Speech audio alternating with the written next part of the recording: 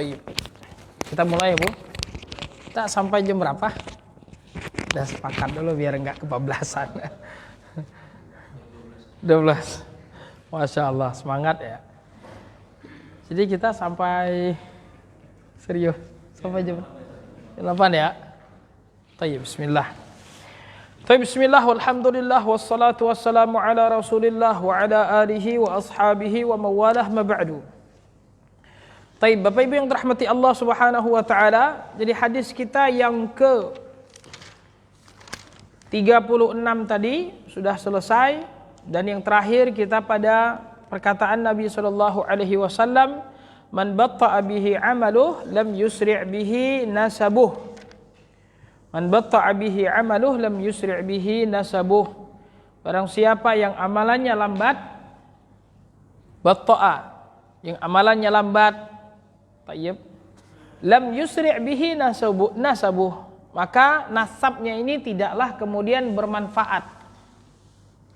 Tayyib, ada orang yang amalannya sedikit maka nasabnya tidak bermanfaat.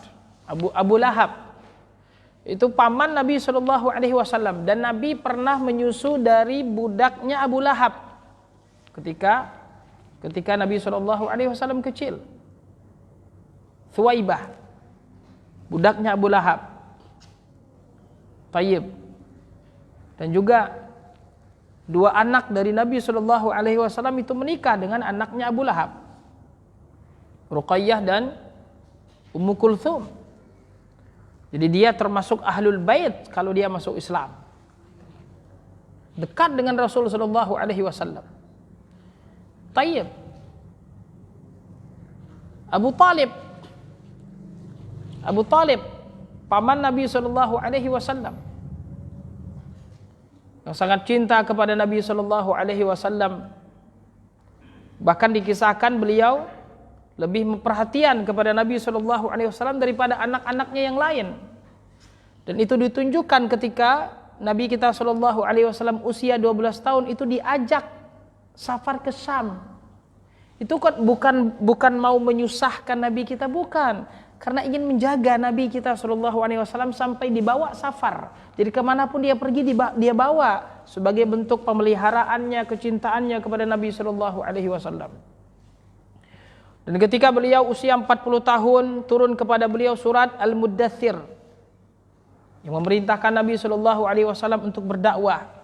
3 tahun kemudian, setelah turun surat Al-Muddathir, 3 tahun beliau berdakwah dengan sir. Tayyib. Dan Abu Talib tahu Ali bin Abi Talib itu mengikuti agamanya Rasulullah sallallahu alaihi wasallam, karena Ali bin Abi Talib itu adalah anak kecil yang pertama kali masuk Islam. Yang pertama kali orang dewasa masuk Islam laki-lakinya adalah Abu Bakar, yang dari perempuannya adalah Khadijah binti Khuwailid, istri Rasul sallallahu alaihi wasallam. Bahkan kalau yang paling pertama secara mutlaknya adalah Khadijah, secara mutlaknya. Setelah itu Abu Bakar, Ali, dari kalangan budaknya Zaid bin Harithah. Tayyib. Abu Talib tahu bahwasanya Ali bersama agamanya, bersama agama Nabi sallallahu alaihi wasallam. Dan ketika Nabi sallallahu alaihi wasallam diperintahkan untuk berdakwah secara jahar, fasda' bima tu'mar. Tayyib. Maka kemudian apa yang didapatkan oleh Nabi sallallahu alaihi wasallam dari celaan, hinaan, tuduhan, dituduh ini, dituduh itu, dan lain sebagainya. Dan mereka berkali-kali mendatangi Abu Talib agar menasihati keponakannya agar tidak mencela berhala-berhala mereka. Karena Nabi mengatakan bahwasanya berhala-berhala itu tidak mendengar, berhala-berhala itu tidak mengabulkan permintaan mereka. Kalian jangan meminta kepada berhala itu. Berhala itu mereka adalah patung yang merupakan simbol orang-orang soleh yang mereka sendiri butuh dengan Allah. Tidak bisa mereka menjadi syafaat dan perantara untuk orang yang masih hidup. Tidak bisa, mereka saja butuh orang-orang soleh yang dibuat bentuk rupanya. Orang yang soleh dibuat patung yang kemudian disembah. Ini dianggap celaan oleh mereka, maka mereka mendatangi Abu Thalib berkali-kali, dinasehati agar kemudian tidak mencela berhala-berhala mereka. Berkali yang kedua kalinya juga, bahkan mereka sampai kemudian menawarkan, berikan, serahkan Muhammad kepada kami dan kami akan berikan kepadamu penggantinya. Justru marah Abu Thalib. Tayyib, sampai pada akhirnya Abu Thalib tetap bersikeras untuk membela keponakannya sallallahu alaihi wasallam tersebut, walaupun dia tidak mengikuti agamanya. Tapi karena kecintaannya kepada Rasulullah sallallahu alaihi wasallam pun tidak membuatnya mulia di sisi Allah. Tayyib. Maka nasab Bapak Ibu yang dirahmati Allah tidak sedikit pun kemudian bermanfaat di sisi Allah Subhanahu wa taala. Naam, dari segi keutamaan. Dari segi keutamaan betul, orang Arab dari segi keutamaan itu lebih utama daripada selain Arab. Sahih. Tayyib. Orang Quraisy lebih utama daripada orang-orang Arab lainnya. Bani Hashim lebih utama daripada orang-orang Quraisy. Kata Nabi sallallahu alaihi wasallam, "Innallaha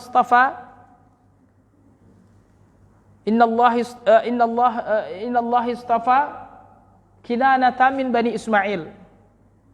Allah menjadikan Kinanah itu utama dari anak-anaknya Ismail. Wastafa Quraisyan min Kinanata, dan memilih Quraisy itu dari Kinanah. Wastafa Bani Hashimin min Quraisy, Allah memilih dari Quraisy itu Bani Hashim. Wastafani min Bani Hashim, dan Allah memilihku dari Bani Hashim. Ini menunjukkan ada keutamaan yang Allah berikan dalam kabilah-kabilah nasab keturunan manusia. Sama seperti kita hidup di dunia. Kita semua sama-sama manusia, tapi yang satu diberikan kebaikan duniawinya, yang satu diberikan kekayaan, yang satu diberikan jabatan dan lain sebagainya. Dalam urusan dunia Allah lebihkan satu dari yang lain. Begitu juga masalah nasab, betul. Tapi kan setiap keutamaan yang Allah berikan ada hisabnya. Orang kaya dihisab, tayyib, orang yang diberikan jabatan akan dihisab. Tidak begitu saja mereka diberikan keutamaan tapi tidak dihisab, tidak. Maka dari itu orang Arab, kalau dia baik itu baik betul, tapi kalau dia jahat itu jahat betul daripada orang-orang Ajam, jahat betul daripada orang-orang luar Arab. Tayyib. Dan Nabi SAW mengatakan, la fadla li Arabiyyan wala ala a'jami. Ketika beliau haji wada, tidak ada keutamaan yang Arab daripada yang Ajam, kecuali dengan ketakwaan kepada Allah Subhanahu wa taala. Kata Allah Subhanahu wa taala, inna akramakum indallahi atqakum, yang paling mulia di antara kalian adalah yang paling bertakwa. Jadi kita jangan merasa kemudian saya orang Indonesia yang enggak paham bahasa Arab, kemudian juga Al-Qur'an juga setengah-setengah. Taib, belum tentu kemudian ini orang Indonesia yang tidak paham bahasa Arab, dia rendah daripada orang Arab misalnya yang memang dia bisa bahasa Arab atau mungkin paham Al-Qur'an. Tidak demikian. Bisa jadi orang Indonesia ini lebih mulia di sisi Allah daripada orang Arab yang dia paham bahasa Arab dan lain sebagainya. Inna akramakum indallahi atqakum, yang paling mulia di antara kita di sisi Allah adalah yang paling bertakwa. Tayyib. Maka Nabi SAW mengatakan, man batta'a bihi amaluh lam yusri' bihi nasabuh. Ini adalah bentuk keadilan Allah Subhanahu wa taala. Nah, kemudian kita masuk hadis yang ke-37. Subhanallah, ini sudah hampir finish ini. 37, nanti 38, 39, 40, 41 khatam. Berarti 2 pertemuan lagi kita khataman ini. Nanti kalau bisa khataman ini ada ujiannya Bu ya, atau murojaah lah. Murojaah 1 hari 41 hadis, 42 hadis. 42 hadis ya semuanya, 42 hadis. Tayyib, harus ada murojaah nanti. Faidah-faidah yang terdapat di dalam hadis ini Masya Allah banyak memberikan kepada kita pemahaman terkait agama. Kemudian kata beliau rahimahullah, an Ibnu Abbas radhiyallahu anhuma, dari Ibnu Abbas. Ibnu Abbas namanya apa? Ibnu Abbas namanya bapaknya, ayahnya namanya Abbas.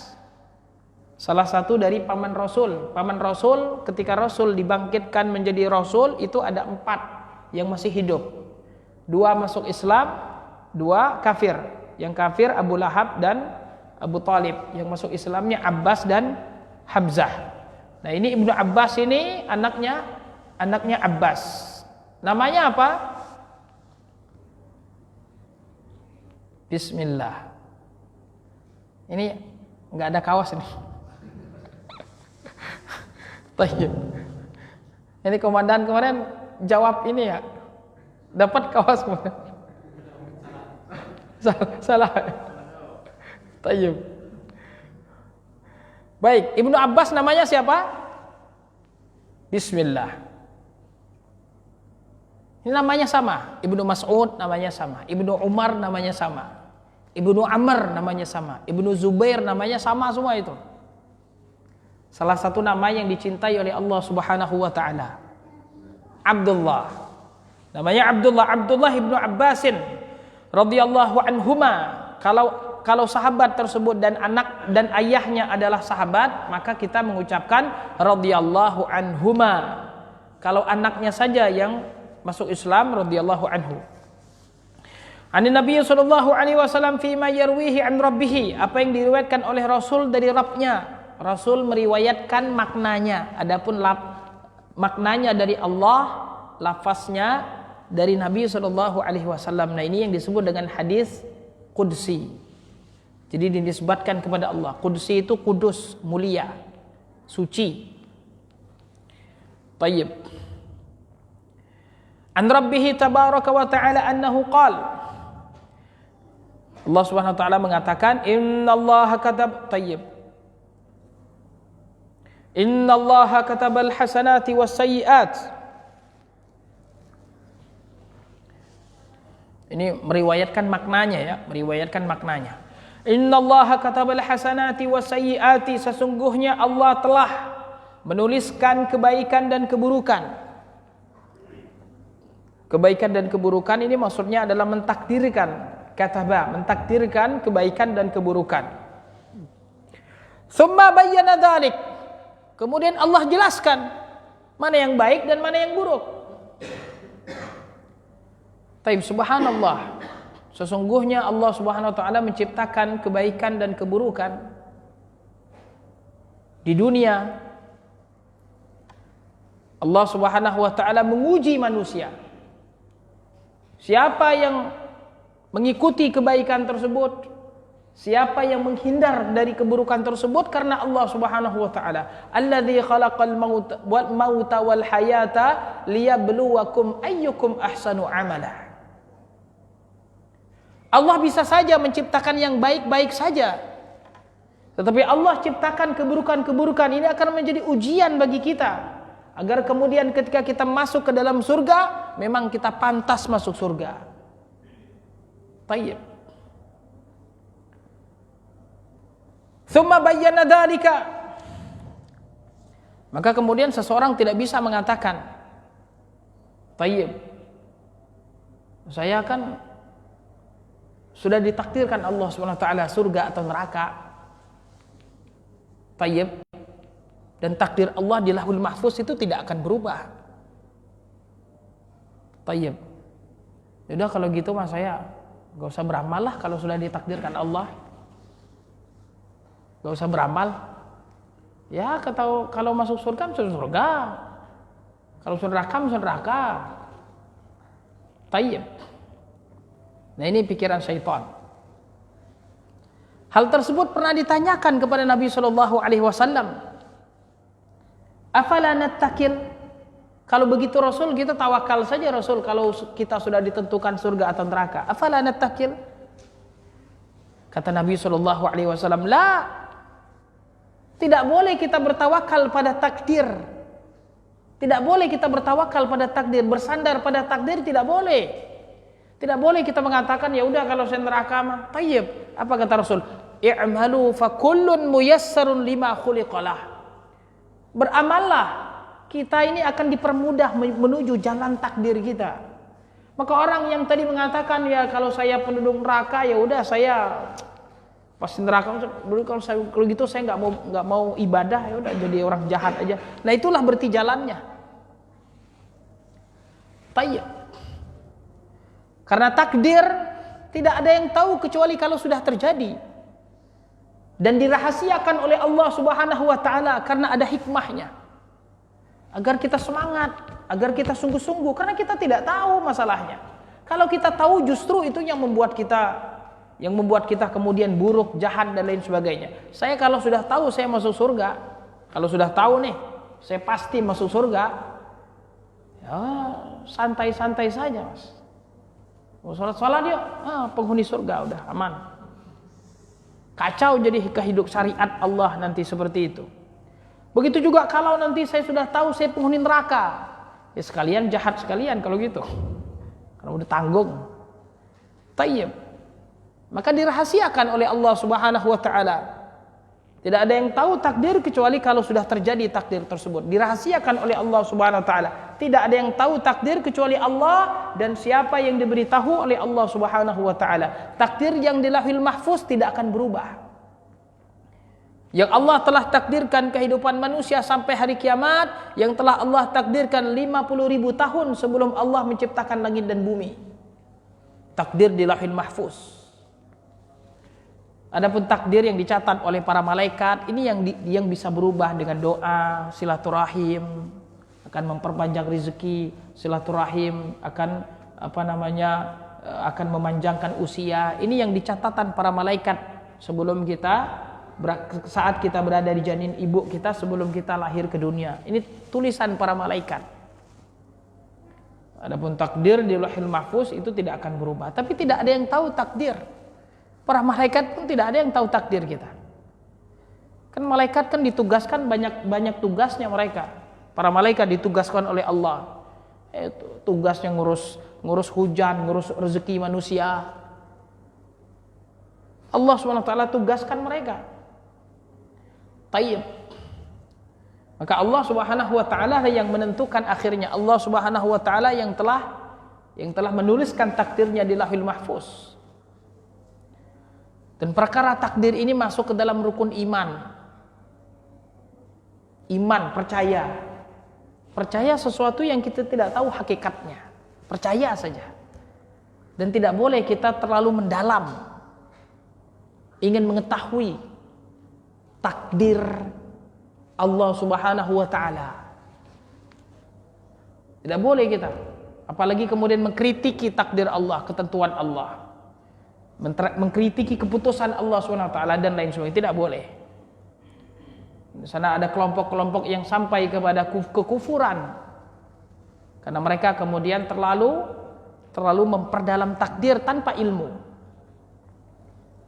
Iman kepada takdir ini masuk ke dalam rukun iman agar ketika kita tidak tahu hakikatnya, kita serahkan kepada Allah Subhanahu wa taala. Dan Nabi mengatakan i'malu fakullun muyassarun lima khuliqalah. Nah, faman hamma bihasanatin falam ya'malha katabaha Allahu indahu hasanatan kamilah.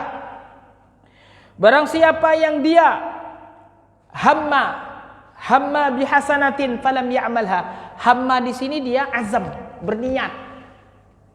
Jadi bukan hanya lintasan pikiran.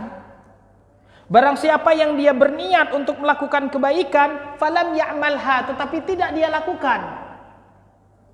Mungkin karena dia tadi ada sesuatu yang menghalanginya. Tayyib. Dia tadi meniat mau sholat duha. Tapi kemudian ada teman ngetok-ngetok pintu. Tayyib, teman ngetok pintu. Ayo kita keluar ini. Jalan-jalan. Baru mau sholat duha. Baru niat sudah berazam. Berazam sudah mau sholat duha. Sudah berazam. Tapi kemudian dia tidak melakukannya, maka niatnya saja sudah ditulis pahala walaupun dia tidak sholat duha. Ini kalau dia sudah berazam. Tapi kalau hanya sekedar selintas, pengen, tapi belum berazam, itu belum ada pahalanya. Yang ada pahalanya di sini dan dia belum melakukannya adalah memang dia berazam, memang berniat ingin melakukannya. Falam ya'malha. Tayyib. Dan Syekh Ibnu Utsaimin rahimahullah menyebutkan, kalau dia sudah berusaha tapi kemudian dia tidak melakukannya, ini berbeda dengan orang yang hanya tadi niat saja. Saya niat ke masjid, niat saja. Tayyib, baru niat saja. Tapi kemudian hujan turun. Oh, enggak, ini masuk yang lain, masuk bab uzur nanti. Tayyib, saya niat ke masjid. Tapi kemudian karena ada sesuatu hal yang saya kemudian tidak jadi, mungkin malas. Awalnya udah berazam. Tapi kemudian ada acara TV kan, misalnya main bola. Akhirnya kemudian, mau jadi ya main TV. Tapi dia sudah niat tadi, berazam. Maka ini dia dapat pahala karena azamnya. Memang betul dia niat, nggak hanya sekedar main-main, nggak hanya sekedar lintasan atau sekedar ucapan hati, enggak. Tapi kalau ketika dia sudah berniat dan dia memang sudah mau eksekusi, udah jalan ke masjid, tiba-tiba kemudian hujan turun. Udah berusaha, sudah ada usaha yang dia lakukan, maka dia mendapatkan pahala lebih besar daripada yang hanya sekedar niat tadi. Tayyib. Dia mendapatkan pahala lebih besar karena dia sudah menjalankan, cuma dia tidak mampu untuk melakukannya karena suatu hal. Maka dia pahalanya lebih besar dibandingkan dengan yang hanya niat saja tadi. Tayyib. Wa in hamma biha fa'amilaha katabaha Allahu 'indahu 10 hasanat ila 700 dhi'fin ila ad'afin katsirah. Kalau dia tadi berniat dan kemudian dia lakukan niatnya tersebut, maka Allah Subhanahu wa taala menuliskan untuknya 10 kebaikan ila 700 dhi'fin, sampai dilipat gandakan menjadi 700 kali lipat. Tergantung keikhlasan kita.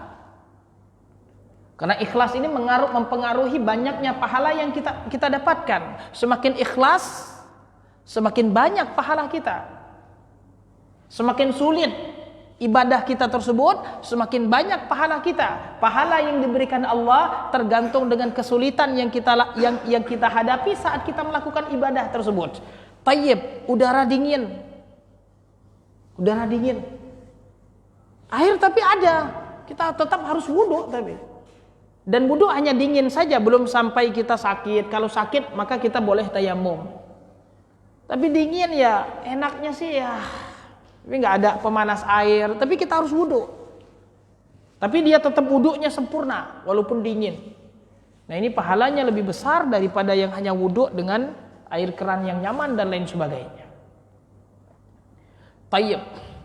Orang yang tabiatnya sejak lahir pemarah, orang yang tabiatnya sejak lahir pelit. Tayyib, ketika dia kemudian berusaha untuk menahan amarahnya, pahalanya lebih besar daripada orang yang memang terlahir penyabar. Pahalanya lebih besar daripada orang yang sudah keturunan dermawan. Sahih. Pahala diberikan Allah Subhanahu wa taala tergantung dengan hal-hal lainnya. Dan juga Syekh Ibnu Utsaimin menyebutkan, pahala kita dilipat gandakan bisa jadi karena zaman, karena waktu. Ketika kita beribadah di waktu yang memang ada keutamaannya, seperti kita beribadah di malam Lailatul Qadar. Tayyib, khairum min alfi syahrin. Ibadah kita pada malam hari itu lebih baik daripada alfi syahrin, 1000 bulan. Ini dilipat gandakan oleh Allah Subhanahu wa taala. Begitu juga pahala kita dilipat gandakan karena kita berada di tempat yang memang di situ pahala dilipat gandakan, seperti Masjidil Haram, Masjid Nabawi, Masjidil Aqsa. Salat 2 rakaat di Masjidil Haram keutamaannya 100.000 kali lipat dibandingkan dengan salat di luar Masjidil Haram. Masjid-masjid biasa, bukan Masjid Nabawi. Salat di Masjid Nabawi keutamaannya lebih tayyib 1000 kali lipat dibandingkan dengan salat masjid-masjid biasa. Di Masjidil Aqsa 250 kali lipat. Allah lipat gandakan pahala kita sesuai dengan sesuai dengan tempat kita beribadah tersebut. Begitu juga kata Syekh Ibnu Taimiyah rahimahullah, tayyib bisa jadi keutamaan tersebut karena kita melaksanakan ibadah yang wajib, maka dia di sisi Allah lebih utama daripada ibadah yang sunnah. Ibadah yang wajib lebih utama daripada ibadah sunnah, lebih dicintai oleh Allah daripada ibadah sunnah, lebih besar pahalanya daripada ibadah sunnah. 2 rakaat salat subuh itu lebih besar pahalanya daripada 2 rakaat sebelum subuh. Kata Nabi SAW dalam hadis kursi, ma taqarraba ilayya 'abdi ahabba ilayya mimma aftaradtu alaihi. Tayyib. Tidak ada ibadah yang hamba tersebut mendekatkan diri kepadaku, kata Allah, itu lebih aku cintai daripada ibadah yang aku wajibkan atasnya. Jadi kata para ulama, ibadah wajib itu lebih utama, lebih besar pahalanya daripada ibadah-ibadah sunnah. Tayyib. Dan juga kata Syekh Ibnu Taimiyah, bisa jadi keutamaan pahala tersebut karena yang melakukannya adalah orang-orang yang memang diberikan keutamaannya oleh Allah, diberikan keutamaan oleh Allah seperti para sahabat. Sebagaimana hadis Nabi SAW, la tasubbu ashabi, janganlah kalian mencela para sahabatku. Fawalladhi nafsi biyadih, demi yang jiwaku di tangan Allah, lau anna ahadakum anfaqa mithla uhudin dhahaba, kalau saja kalian bersedekah sebanyak gunung Uhud, bersedekah emas sebanyak gunung Uhud. Gunung Uhud itu subhanallah, itu sepanjang itu ya gunung Uhud. Gunung Uhud itu ya banyak, panjang deh. Nah, itu semuanya gunung Uhud. Tayyib, entah berapa ton itu. Tayyib. Kalau saja kalian bersedekah emas sebanyak gunung Uhud, ma balagha mudda ahadihim wala nasifah. Sedekah kalian itu tidak sebanding dengan sedekah 1 mud mereka. Wala nasifah, setengahnya saja tidak sampai. Para sahabat yang mereka memang orang yang dipilih oleh Allah Subhanahu wa taala untuk menjadi sahabat Rasul. Tayyib, orang yang terdidik oleh Rasulullah sallallahu alaihi wasallam. Orang yang susah payah berjuang di jalan Allah dengan harta dan nyawanya. Orang yang hati yang paling baik umat ini hati para sahabat. Yang paling suci hatinya para sahabat, yang paling dalamnya ilmunya para sahabat, yang paling takwa di antara umat ini adalah para sahabat. Ibadah mereka itu lebih besar daripada ibadah kita. Tayyib. Wa in hamma bi sayyi'atin falam ya'malha katabaha Allahu 'indahu hasanatan kamilah. Tayyib. Dan kalau ada seseorang ingin melakukan keburukan, falam ya'malha, dan dia tinggalkan karena Allah. Falam ya'malha di sini maksudnya adalah dia tinggalkan karena Allah. Dia tadi sudah niat ingin melakukan maksiat, tapi habis itu dia ingat takut kepada Allah, enggak jadi dilakukan. Tayyib. Katabahallahu indahu hasanatan kamilah, maka Allah akan memberikan kepadanya kebaikan yang sempurna. Jadi dia ada pahalanya ketika dia meninggalkan maksiat tersebut. Ketika dia meninggalkannya karena Allah. Beda dengan orang yang meninggalkannya karena tidak mampu. Tayyib. Ini dia tadi mau mengganggu temannya, menzalimi saudaranya. Dia sudah berniat ingin melakukan keburukan kepada temannya. Dia sudah berniat. Maka ketika dia berniat saja, tayyib. Tapi temannya ternyata badannya lebih besar ya, ternyata udah gak jadi dah. Berarti kan dia tidak mampu. Maka atas niat yang buruk tersebut ditulis dosanya. Dosanya ditulis. Dosa atas niat buruknya tersebut. Tayyib. Dan adapun orang yang sudah niat dan kemudian dia sudah eksekusi asli, dia sudah ngambil pisau, dia sudah melakukan sesuatu untuk menzalimi saudaranya, tapi kemudian dia kalah. dia justru yang terbunuh. Maka kata Nabi SAW, "Idzal taqo muslimani bisayfayhima." Apabila dua orang muslim bertemu pedangnya, mereka berdua bunuh-bunuhan. Kata Nabi, "Al-qatilu wal maqtulu finnar." Yang membunuh dan yang dibunuh dua-duanya di neraka. Para sahabat bertanya, "Taib, hadzal qatil, fama balul maqtul?" Ini pembunuh ini wajar kalau dia masuk neraka karena dia membunuh temannya. Nah, ini yang terbunuh ini kok dia bisa masuk neraka, itu gimana? Tayyib, kata Nabi SAW, karena dia tadi haris, karena dia tadi sudah sungguh-sungguh ingin membunuh saudaranya, sudah menggerakkan pedangnya membunuh saudaranya, tapi justru dia yang terbunuh. Maka dia dibalas atas perbuatannya tersebut. Tayyib, walaupun dia tidak mencapai dosanya tersebut, dosanya tidak tercapai, tapi karena dia sudah bergerak, sudah eksekusi, maka dia mendapatkan dosa yang sempurna, mendapatkan dosa pembunuh, walaupun dia tidak membunuh saudaranya tadi, karena dia tidak mampu. Tayyib. Nah, ini dijelaskan oleh Syekh Ibnu Utsaimin dalam Syarah Arba'in An-Nawawiyah. Nah, ini menunjukkan tayyib, seorang muslim ketika ada kebaikan-kebaikan dan dia belum mampu niatkan, tidak masalah.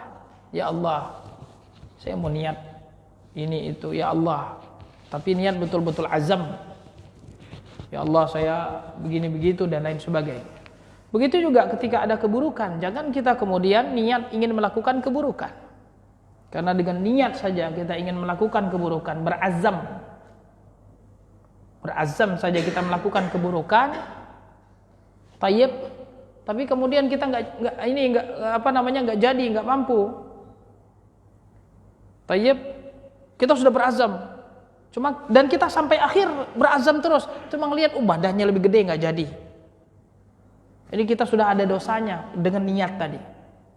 Tapi kalau kita sudah berniat dan kita tinggalkan karena Allah, nah ini yang ada pahalanya tadi. Meninggalkan dosa, dia sudah berniat ingin melakukan maksiat, tapi dia tinggalkan karena Allah. Ini yang ada pahalanya. Maka dari itu, tayyib, haram itu adalah sesuatu yang dilaksanakan berdosa dan apabila ditinggalkan berpahala. Kapan ketika kita meninggalkan dosa kita berpahala? Ya karena memang kita tadi niat tadi, karena takut kepada Allah Subhanahu wa taala. Adapun orang yang dia tidak berzina, dia tidak, ya karena memang dia tidak berzina, karena memang dia tidak punya syahwat misalnya. Nah, ini tidak ada pahalanya. Tayyib. Ada orang yang tidak minum khamar, tapi ya karena memang dia enggak suka khamar itu baunya. Tayyib. Nah, dia tidak mendapatkan pahala karena dia meninggalkan khamar. Orang yang mendapatkan pahala ketika dia meninggalkan maksiat, tayyib, karena memang dia niat. Saya tidak mau minum khamar karena takut kepada Allah. Nah, ini yang ada pahalanya. Tayyib. Tayyib, barakallahu fikum, jazakumullahu khaira. Alhamdulillahi rabbil alamin. Kalau ada pertanyaan silahkan.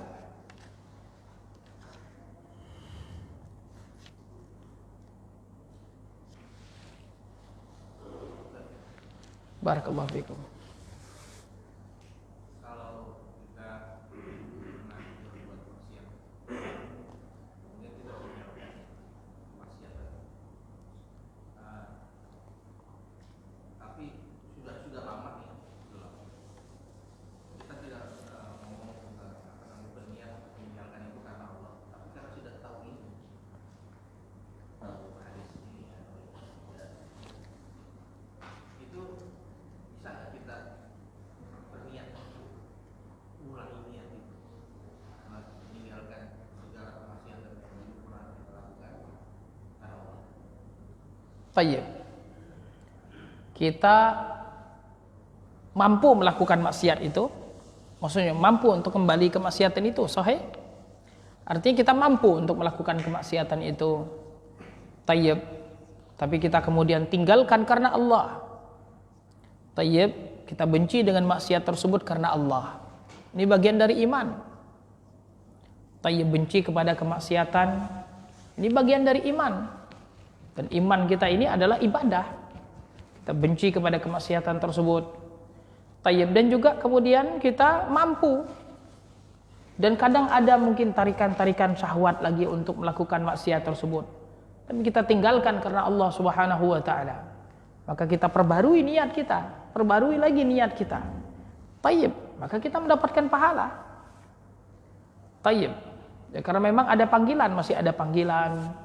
Tayyib, karena memang kadang ya, atau kita merasa takut kepada Allah gara-gara maksiat tersebut. Nah, ini rasa takut kita pahala. Rasa takut kita ini ibadah hati. Benci kita kepada maksiat ini ibadah hati. Benci karena Allah, ini ibadah hati. Dan ibadah hati itu ada pahalanya sebagaimana ibadah zahir. Barakallahu fikum. Tayyib. Wassalamualaikum. Kadang kita dalam untuk mendapatkan ilmu kita terlalu bersemangat, jadi kita malah kadang kita sudah membedakan antara kita datang ke majelis ilmu atau datang ke majelis yang adanya syubhat-syubhat itu. Apakah bagi orang awam ini juga mendapatkan keutamaan dalam disebut dalam hadis tersebut karena dia mungkin ketidaktahuannya dia tentang ilmu dan syubhat dia nggak tahu, jadi dia asal ada pengajian dia datang, apakah itu dia juga mendapat keutamaan seperti itu? Tayyib. Jadi niatnya ingin melakukan kebaikan dan dia kemudian sudah berusaha, tayyib, cuma dia tidak tahu bahwasanya itu adalah majelis syubhat. Tayyib. Demikian Pak ya. Apakah orang tersebut mendapatkan keutamaan majelis ilmu ketika dia hadir di majelis bid'ah tersebut misalnya? Tayyib, apakah dia mendapatkan keutamaan? Tayyib,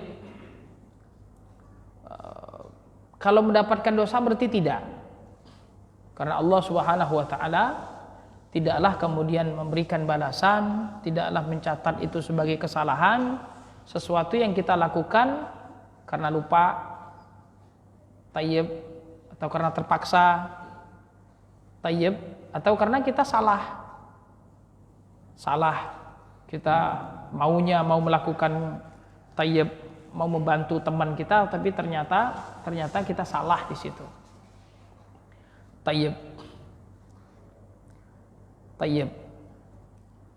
Apakah kemudian kita mendapatkan pahala dari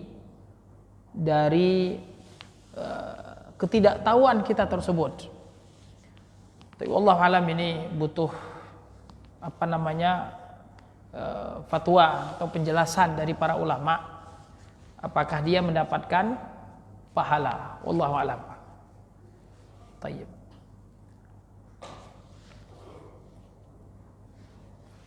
Apakah dia mendapatkan pahala? Apakah dia mendapatkan keutamaan 4 ini ya? Turun kepadanya ketenangan, kemudian diliputi oleh rahmat Allah, kemudian juga dinaungi oleh para malaikat dan disebutkan Allah Subhanahu wa taala di sisinya. Wallahu a'lam. Baik. Baik, kalau tidak ada lagi kita cukupkan sampai di sini. Pak, ini Pak kameramen kita, ada pertanyaan? Tayyib. Cukup? Tayyib. Insyaallah nanti Pak kita cari jawabannya. Tayyib, barakallahu fikum, jazakumullahu khairan, walhamdulillahi rabbil alamin. Wassalamualaikum warahmatullahi wabarakatuh.